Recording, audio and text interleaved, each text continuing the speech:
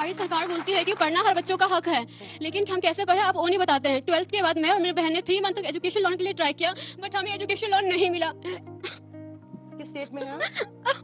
रोइए मत, रोइए मत। कहाँ पढ़े हैं? किस स्टेट? हेलो दोस्तों, नमस्कार। कैसे हैं आप सब? उम्मीद है कि सब ठीक होंगे। दोस्तों, आज के इस वीडियो में हम देखेंगे कि बीजेपी के प्रवक्ता गौरव भाटिया जब लंबी फेंक रहा था, फिर कांग्रेस के प्रवक्ता आलोक शर्मा ने अच्छे से एक्सपोज करके रख दिया। और साथ ही देखेंगे कि डिबेट में आई एक लड़की ने अपने आप बीती बताकर कैसे सरकार की पोल खोल डाली। तो दोस्तों, इसीलिए आपसे अनुरोध है कि वीडियो को अंत तक जरूर देखिए और चैनल को सब्सक्राइब नहीं किए हैं तो चैनल को सब्सक्राइब कर लीजिए। तो चलिए शुरू करते हैं। पीएम को तो खैर प्रचार के लिए आप लोग हर राज्य में भेजते हैं। अभी तक केंद्रीय मंत्री प्रचार के लिए जाते थे, अब आप टिकट थमाने लगे उन्हें कि चुनाव भी लड़ो। आखिर बीजेपी क्या सोच रही है? एक तो पीएम मोदी के चेहरे पर मतलब पूरा डिपेंडेंसी आप लोगों की खत्म नहीं हो रही है, और अब आप लोगों ने केंद्रीय मंत्रियों को भी लॉन्च कर दिया है चुनाव में। डरे हुए हैं क्या? Good question, you are a good question. कहूंगा ये गर्व की बात है कि हमारे पास श्री नरेंद्र मोदी जी जैसा नेता है।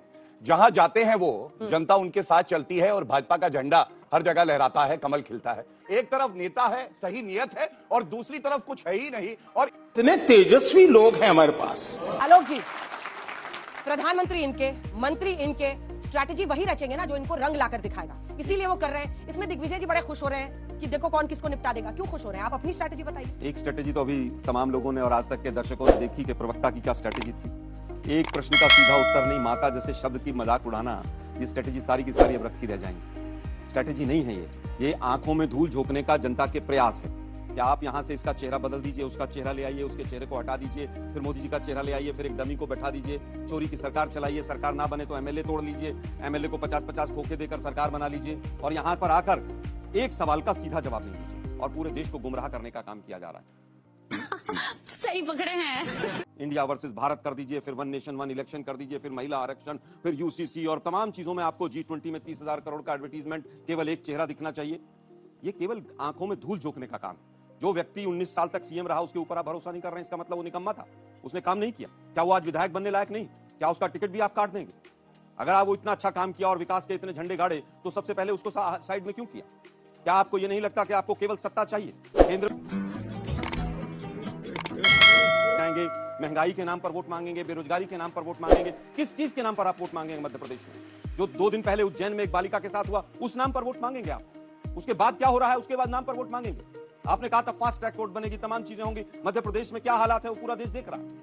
आप कहते हैं साहब हम बहुत अच्छा काम कर रहे हैं। मणिपुर में क्या हो रहा है? सीएम का घर तबाह होने पर उतारू है और मोदी जी वोट मांगते घूम रहे हैं। 20 से ज्यादा चुनावी दौरे सरकारी पैसे से, सरकारी कार्यक्रम, सरकारी पैसे से आप चुनावी दौरे करते हैं और उसके बाद कहते हैं कि साहब बहुत अच्छा काम चल रहा है, बहुत बढ़िया काम हो रहा है। 3 कृषि कानून जो काले आए उन पर वोट मांगेंगे, महंगाई पर, बेरोजगारी पर, ब्रजभूषण शरण सिंह पर वोट मांगेंगे आप। ब्रजभूषण शरण सिंह के नाम पर वोट मिलेगा आपको। हमने केवल ये कहा कि चोरी की सरकार है। पिछली बार भी मध्य प्रदेश की जनता ने आशीर्वाद दिया, लेकिन आपने अपने धन बल, आपकी जो ताकत है, ईडी, सीबीआई, तमाम तरह की, उसके आधार पर आपने सत्ता को हथिया लिया। तो सही है। 500 रुपए में सिलेंडर अगर किसी राज्य में मिलता है तो उसका नाम राजस्थान है। 25 लाख रुपए का स्वास्थ्य बीमा अगर कहीं पर किसी राज्य में मिलता है, और 10 लाख का एक्सीडेंटल बीमा कहीं पर मिलता है, और 200 यूनिट बिजली फ्री मिलती है, तो उसका नाम राजस्थान है। वापस आता हूं, मंत्रियों को केंद्र के मंत्रियों को इनको उतारना पड़ रहा है। एमएलए के टिकट ये काट रहे हैं, मुख्यमंत्री का चेहरा ये नहीं बता पा रहे। सिटिंग जो 18 साढ़े 18 साल से मुख्यमंत्री है उसको हटाइए रहे। घबराहट, पूरी तरह से डर इनके चेहरे पर नजर आ रहा है। और कैलाश विजयवर्गीय जी को उनके ही जनपद में इंदौर में लड़ाया जा रहा है, जहाँ पे कांग्रेस की पार्टी पिछली बार भी बीजेपी से जीती थी। अब उन्हें इस बात का डर है कि वो चुनाव लड़ने से ही डर रहे हैं कि मेरा इंटरेस्ट ही नहीं है उसमें, तो इस बात का डर है कि उन्हें पता है वो हारेंगे। की बातों का उत्तर दे दूं एक एक करके, और फिर जो जनता ने प्रश्न पूछे हैं उसका उत्तर दूंगा।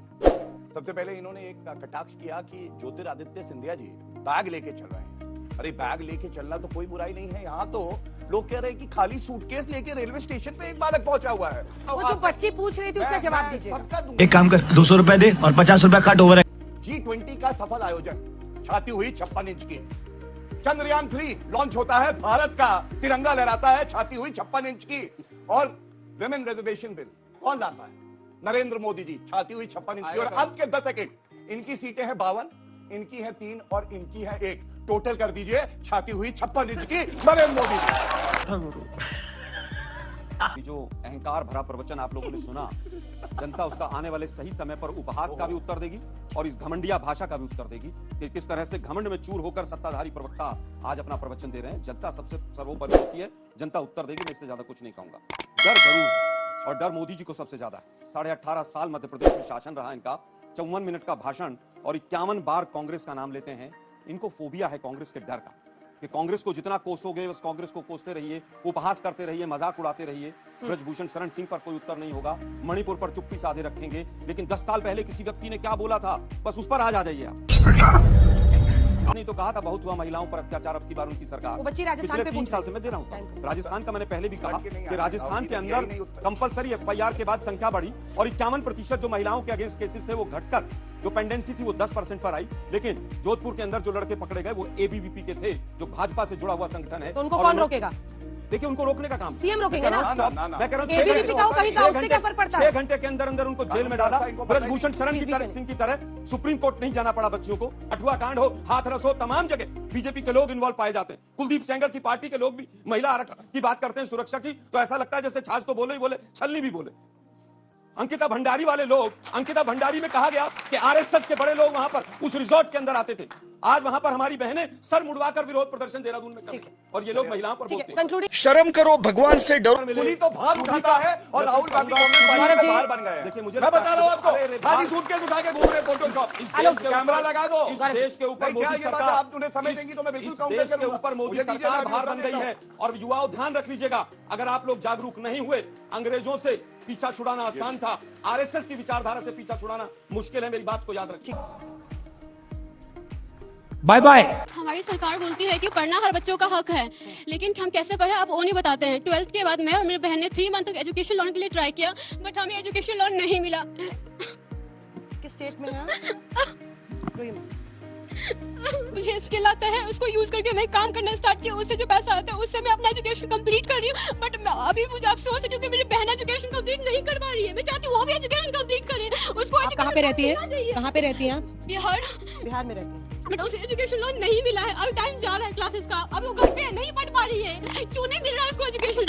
ऐसा क्राइटेरिया है कि सिविल स्कोर सही होगा तो ही मिलेगा, बट उसमें अगर पेरेंट्स का सिविल स्कोर खराब है तो बच्चा की क्या गलती है? उसको तो मिलना चाहिए एजुकेशन लोन। उसने क्या किया है? उसको नहीं मिला।